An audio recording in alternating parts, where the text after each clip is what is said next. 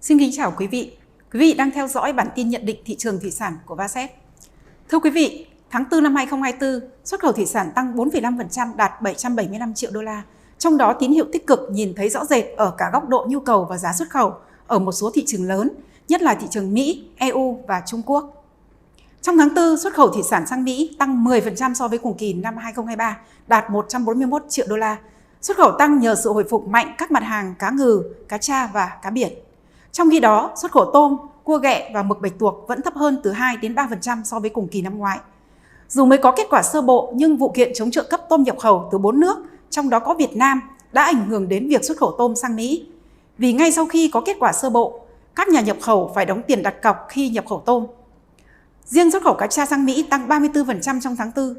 Giá trung bình xuất khẩu cá tra đã có xu hướng cải thiện dần dần trong 4 tháng đầu năm nay.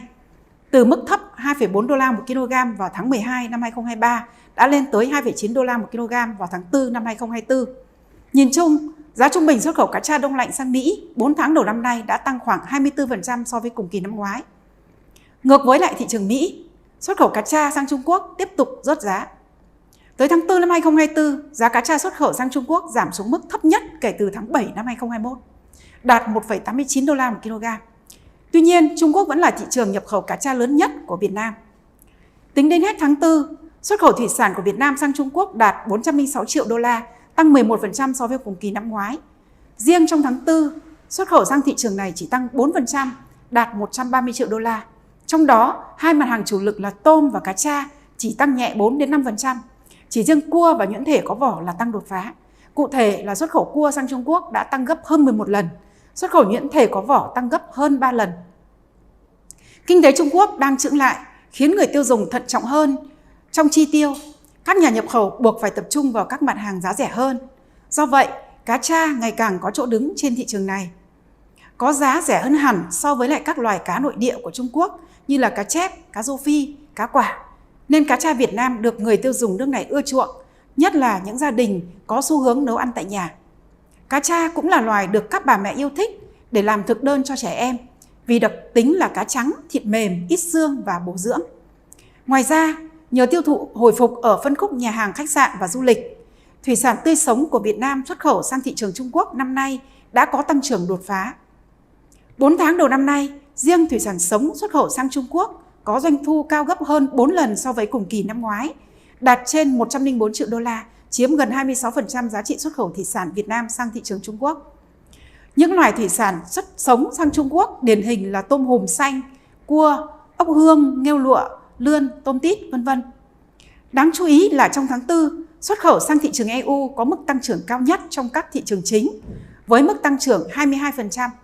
Trong đó, xuất khẩu tôm sú sang EU tăng gấp 3 lần, tôm chân trắng tăng 32%, cá tra tăng 27% và xuất khẩu cá ngừ tăng 70%. Nhiều thị trường trong khối tăng nhập khẩu thủy sản từ Việt Nam như là Đức, Hà Lan, Bỉ, Tây Ban Nha, Italy. Lạm phát ở châu Âu vẫn đang là vấn đề chính tác động đến tiêu thụ thủy sản. Tỷ lệ lạm phát trong tháng 3 năm 2024 là 2,4%, vẫn cao hơn so với lại mục tiêu đề ra 2%.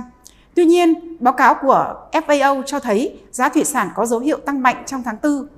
Nguồn cung một số loài cá thịt trắng như là cá tuyết, cá bơn sụt giảm tại EU khiến cho giá tăng. Giá cá ngừ vằn trên thị trường châu Âu vẫn ổn định, trong khi giá cá ngừ vây vàng tăng mạnh do nhu cầu cao.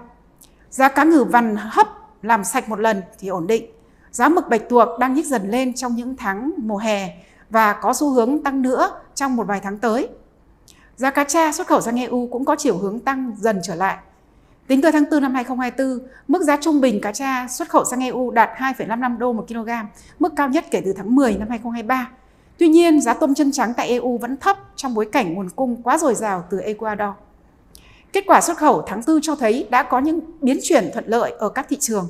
Do vậy, 4 tháng đầu năm nay xuất khẩu thủy sản đã mang về trên 2,7 tỷ đô la, tăng 6% so với cùng kỳ năm 2023. Xu hướng này có thể sẽ tiếp tục tốt dần lên trong quý 2 và bứt phá trong nửa cuối năm, nếu như điều kiện và nguồn nguyên liệu, giá nguyên liệu và các chi phí đầu vào cho sản xuất chế biến xuất khẩu ổn định trong thời gian tới. Xin cảm ơn quý vị đã quan tâm theo dõi.